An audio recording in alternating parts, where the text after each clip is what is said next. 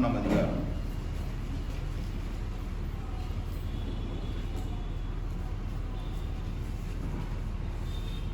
யூதா மட்டும் நிற்கணும். சரி பார்ப்போம். அந்த ஒரு கோத்திரம் தான், யூதா கோத்திரம் மட்டும் தான் நிலை நிற்கணும். என்னைக்கு சொல்றாருங்க? சாலமோன் ஆட்சி காலத்து சொல்றாரு. எரோபெயாம் ரெகோபெயாம் ஆட்சி காலத்து சொல்றாரு. இன்னி வரல எந்த கோத்திரம்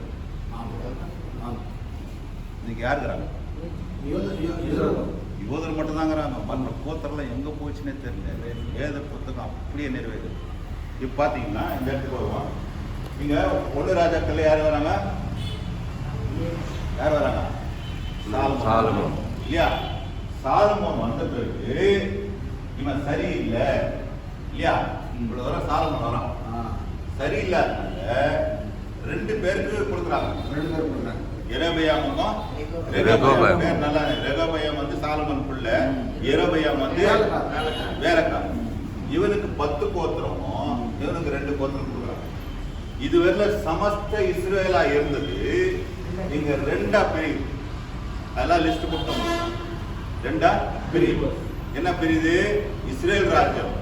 இந்த 10 கோத்திரம், இது வடக்கு கோத்திரம் பேர். இந்த 10 வந்து இஸ்ரேல் ராஜ்யம், இந்த 2 வந்து யூதேய ராஜ்யம்.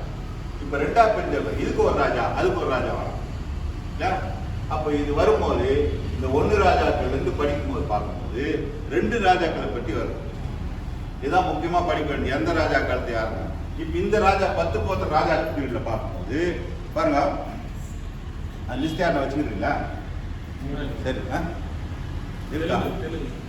தெலுங்குல இருக்கா?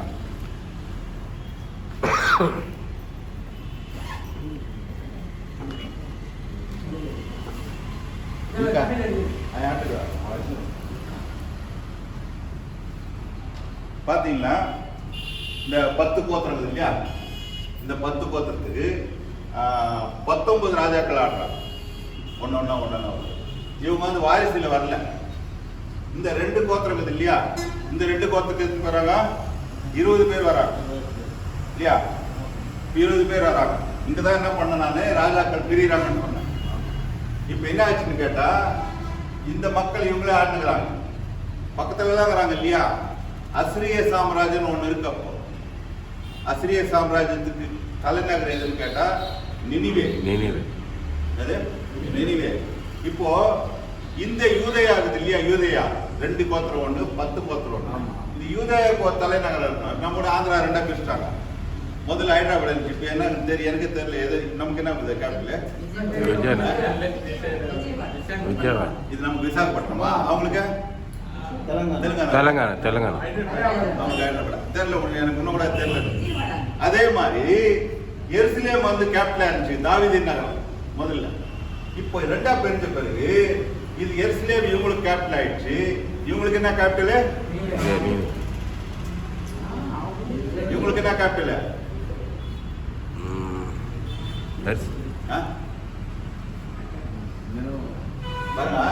இது யூதேயா. யூதேயாவுக்கு தலைநகரம் வந்து எருசலேம். இது இஸ்ரேல் நாடு. இஸ்ரேல் நாட்டு தலைநகர் எது? சமாரியா. ஞாபகம் சொன்ன பேர் ஞாபகம். அதான் கவனிச்சிட்டீங்கன்னாக்கா, இப்ப நான் இப்ப எதை பார்த்து நடத்தல. இப்போ புரியுங்களா சொல்றது? இப்ப பாத்தீங்கன்னா இதுக்கு இஸ்ரேல் நாட்டுக்கு வந்து என்ன இருக்குது? சமாரியா. இதுக்கு வந்து யூதேயா, எருசலேம். இந்த ராஜ்யத்துல வந்து வெளியில வந்து அசிரிய ராஜ்யம் ஒண்ணு இருக்கு. அசிரிய சாம்ராஜ்யம். அவன் தான் உலகத்தில் அதாவது வல்லரசு நாடா இருக்காங்க. அவங்களுக்கு நினிவே தலைநகரம். அவன் என்ன பண்றான்? இங்க வந்து சண்டை போட்டு இவங்களை அடிமைப்படுத்திடுறான். இஸ்ரேல் மக்களை 19வது ராஜா ஓசேயா ராஜா வரும்போது அடிமைப்படுத்துறான். அது முன்ன டீப்பா போனானி அடிமைப்படுத்த பிறகு இதெல்லாம் யாரு கீழே வந்துடுறாங்க? இப்போ நினிவே கீழே வந்துடுறாங்க. நினிவே ஆட்சி கீழே வந்து, அது அசிரியர் ஆட்சி. இவங்க இருக்கிறாங்க அப்படியே. அவங்க ஆட்சி அவங்க தான் பண்ணுகிறாங்க. ஒரு 136 வருஷம் பொறுத்து இந்த உலக சாம்ராஜ்யம் ஒரு வித்தியாசம் வருது. இப்போ அசிரிய சாம்ராஜ்யம் சொன்ன இல்லையா? இவனை தோக்கடிச்சுட்டு பாபிலோன் ராஜா வந்துடுறான். இப்போ பாபிலோன் தான் வல்லரசு ஆயிட்டான். அது பாபிலோன் வல்லரசு ஆன பிறகு இப்போ இதுவும் பாபிலோனுக்கு கீழே வந்துச்சு. அசிரியாக்கு வந்து பாபிலோனுக்கு வந்துச்சு. இவன் வந்து இங்க சண்டை போட்டு சிதேக்கியா ராஜா கடைசி ராஜா இருப்பான். இவனையும் என்ன பண்ணிட்டாங்க? அடிமை ஆகிட்டான். அப்போ இந்த ரெண்டும் யாருக்கு வந்துச்சு இப்போ? பாபிலோன் வந்துச்சு இல்லையா?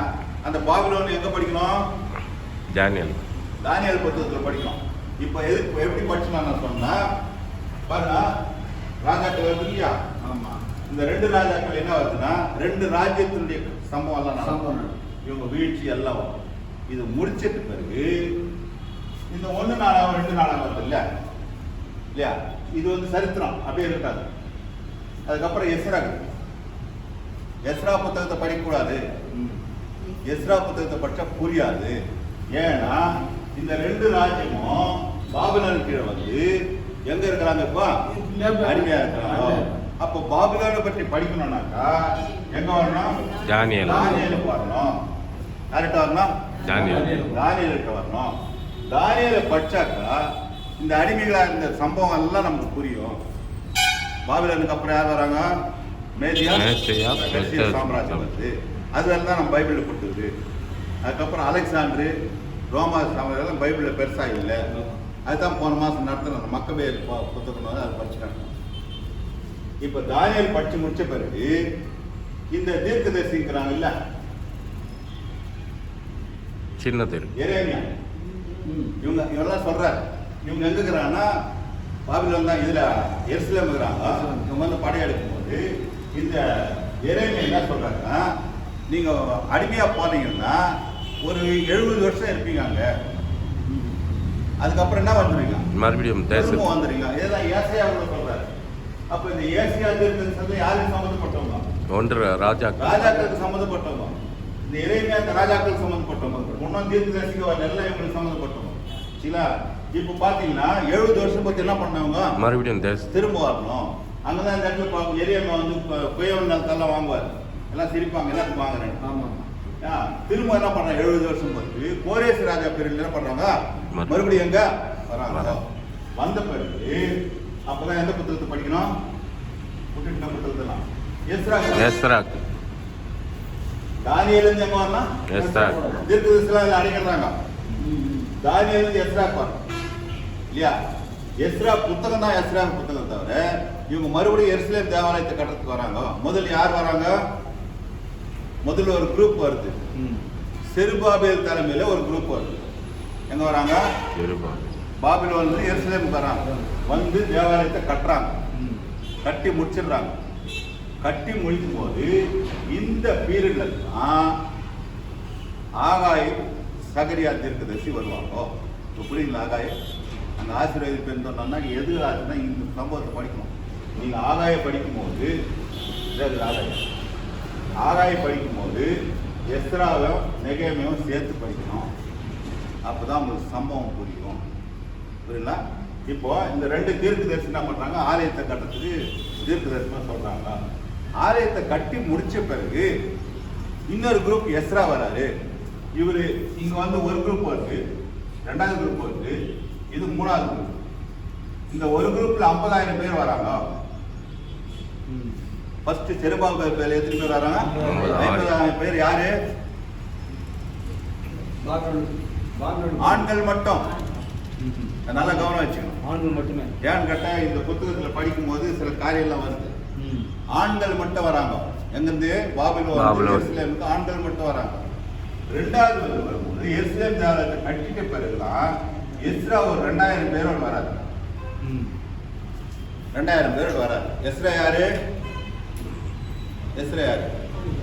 ஒரு வேத பைபிள் டீச்சர், புராணத்தெல்லாம் பாதுகாப்பு. அந்த எஸ்ரா தலைவர் வந்த பிறகு தேவாலயம் கட்டிட்டுக்கிறாங்க. ஆனா சரியில்லை மக்கள் சரி தேவாலயத்தை கட்டிட்டாங்க. எப்படி இருக்கிறான்னு கேட்டா இந்த 50,000 பேர் வந்தாங்க இல்லையா? ஏற்கனவே யார் இருக்கிறாங்க அந்த எருசலேம்ல? இஸ்ரேல் மக்கள் எல்லாம் பாபிலோனுக்கு கொண்டு போய் அந்த மக்கள் எல்லாம் எட்டன் சேர்த்துட்டான். யூதர் இல்லாத மக்கள் தான் அங்க இருக்கிறாங்க. இந்த 50,000 யூதர்கள் வந்த பிறகு அவங்க என்ன பண்ணிட்டான்னு கேட்டா அவங்களை திருமணம் பண்ணிக்கிறாங்க. புறஜாதிகளை திருமணம் பண்ணிக்கிறாங்க. எஸ்ரா வந்து பாக்குறாரு. பார்த்த பிறகு இது சரியில்லையே, தேவனுக்கு விரோதமா இருக்குது, நீங்க எல்லாம் உங்க ஒய்ஃபுங்க என்ன பண்ணுங்க? டைவர்ஸ் பண்ண இருக்குது எஸ்ரா. இப்ப அந்த சம்பவத்தை எடுத்தீங்கன்னா 8ஆம் பிரசங்கம் பண்ணுவீங்க. வரலாம் பண்ணலாம். சர்ச்சில் சம்பவம் என்னன்னு அதான் பைபிள் ஸ்டடி முக்கியம். இப்ப என்ன பண்றாரு, இது வந்து சீரமைக்கிறார். இப்ப தேவாலயம் கட்டப்பட்டுச்சு, காம்பவுண்டால ஒண்ணு கட்டல, அலங்கம் எருசலேமுடைய பட்டணம் அலங்கம் கட்டல. அப்புறமா தான் நெகேமியாவுக்கு சில ஆட்கள் போன பிறகு இவர் 3வது போறாரு. நெகேமியா வந்து இந்த எருசலேம் தேவாலயத்தை முடிச்ச பிறகு அலங்கத்தெல்லாம் கட்டி முடிச்சிடுறாங்க. புரியுங்களா? முடிச்ச பிறகு இதுலதான் தீர்க்கதரிசிகள் அடங்குறாங்க. இப்ப பாத்தீங்கன்னா இந்த பீரியட் இருக்குது இல்லையா, செருபாபேல் வந்ததுக்கும் சாரி செருபாபேலுக்கும் எஸ்ராவுக்கும் வராங்க இல்லையா, நடுவில் ரொம்ப கேப் இருக்கு. ஒரு 56 வருஷத்துக்கு மேல ஆகும். அதுக்கப்புறம் தான் வராது. ஏன் வராது, என்ன எதுக்கு வரலன்னு தெரியல. இந்த 56 வருஷத்துக்கு நடுவில் தான் இந்த எஸ்தர் சம்பவம் நடக்குது. இந்த இதுவும் அதுவும் இணைச்சு படிக்கணும். எஸ்தர் சம்பவம் நடக்கும்போது தான் எஸ்தர் ராஜாத்திரி வந்து யூதர்கள் உயர்த்தப்படுறாங்க. உயர்த்தப்பட்ட பிறகு யூதர்களுக்கு நல்ல போஸ்ட் எல்லாம் கிடைக்கும். அதனால தான் நெகேமியால பானை பாத்திரம் இருக்கிறாங்க.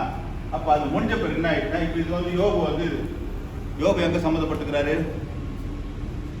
யோபு எந்த காலத்துல இருக்கிறாரு? முதல்ல இருக்கு, ஆதியாகமத்துல இந்த காலத்துல இருக்கிறாரு. அப்போ சங்கீதம் யார் காலத்துக்கு சம்மந்தப்பட்டது? ராஜா. இந்த ராஜா சாரி இங்கதான் ராஜா. இந்த ராஜாக்கள் சங்கீதம் சம்பந்தம். இதுல யார் எழுதிக்கிறாங்க சங்கீதத்தை? தாவீது, மோசே. தாவீது எழுதிக்கிறாரு, மோசே எழுதிக்கிறாரு. அப்ப மோசே எதுக்கு சம்பந்தப்பட்ட இதா இருக்கும்? மோசே என்ன எழுதிக்கிறாரு? 90-91 சங்கீத 90. அது வந்து இதுக்கு சம்பந்தப்பட்டது. அதுக்கப்புறம் சாலமோன் எழுந்து பார்க்கும்போது இந்த இதுக்கு சம்பந்தப்பட்டிருக்கும். 2 ராஜாக்கள். இந்த 11 அதிகாரம் வரும். சாரி 1 ராஜா. இப்ப பாத்தீங்கன்னா இது தாவீது ராஜா. இந்த தாவீது வந்து சங்கீதம். அதே மாதிரி சங்கீதம் நீதிமொழி யாருக்கு சம்பந்தப்பட்டது? சாலமோனுக்கு சம்பந்தப்பட்டது. அதுலயும் 4 பேஜ் எழுதிக்கிறாங்க. அப்புறம் பிரசங்கியம் யாருக்கு சம்பந்தப்பட்டது? சாலமோன். வந்துருச்சு எல்லாம் மொத்தம் போனோம்னா உன்னத பாட்டு யாருக்கு சம்பந்தப்பட்டது? சாலமோன். ஏசாயா புத்தகம் எதுக்கு சம்பந்தப்பட்டது? ஏசாயாவை யார் எழுது? ராஜா. வா யாருன்னா டீ கப்பாரு